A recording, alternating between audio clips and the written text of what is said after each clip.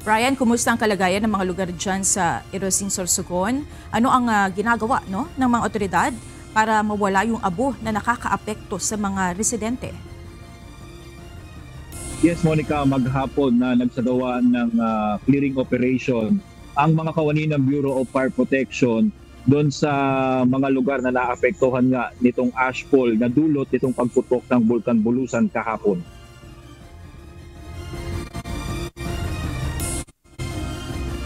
Monica, bagamat maghapon na ang ginawang clearing operation ng mga kawani ng Bureau of Fire Protection sa mga apektadong lugar ng pagputok ng Bulkan Bulusan, madami pa ring lugar dito, partikular sa bayan ng Irosin, ang balot ng makapal na abo mula sa bulkan. Kabilang sa mga ito ay ang barangay ng Cogon na isa sa mga lugar na narinig mismo ang dagundong ng pagputok ng bulkan. Makikita pa din sa mga daanan sa naturang lugar ang makapal na abo sa mga kalsada.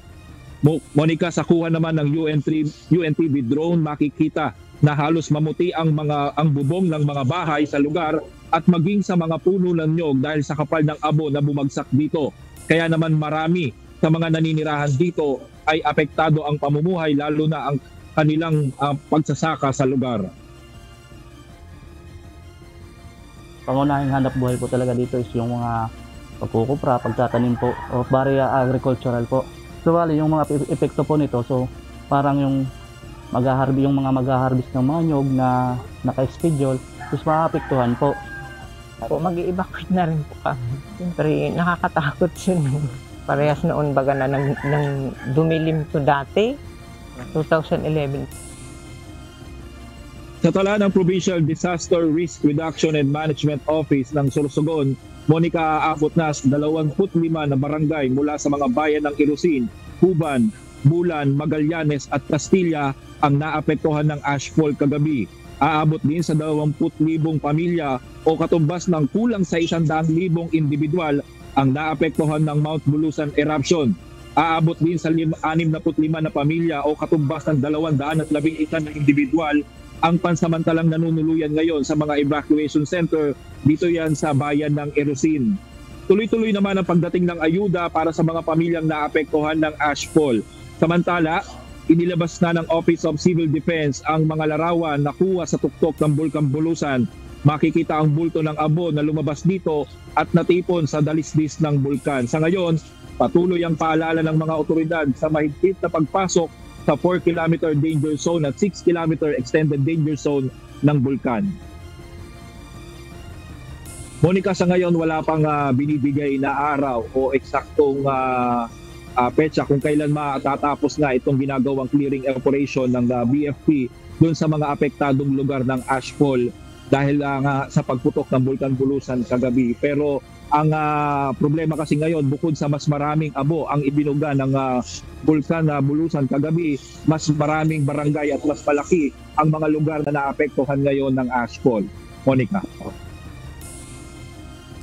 Brian, medyo marami yung mga pamilya na na-evacuate na. Meron pa bang sapat na supplies at relief goods para sa mga nagsilikas na residente?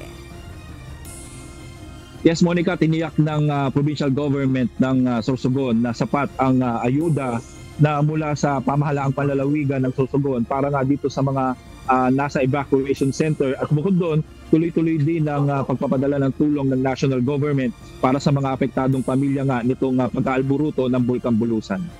Monica. At huling tanong na lang, Brian, kasi napansin natin doon sa video, medyo makapal yung ashfall. Kumusta ang hangin dyan? Hindi ba ito maituturing na hazardous sa kalusugan ng mga residente sa area?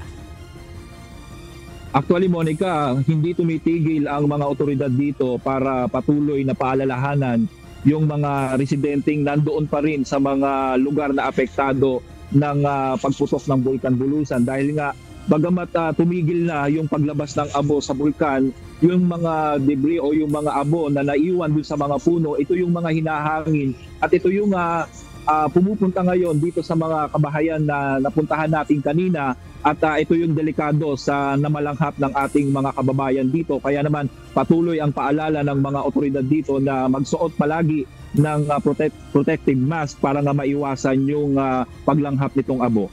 Monica. Mag-ingat kayo dyan. Maraming salamat, Brian Baldarahe, live mula sa Sorsogon.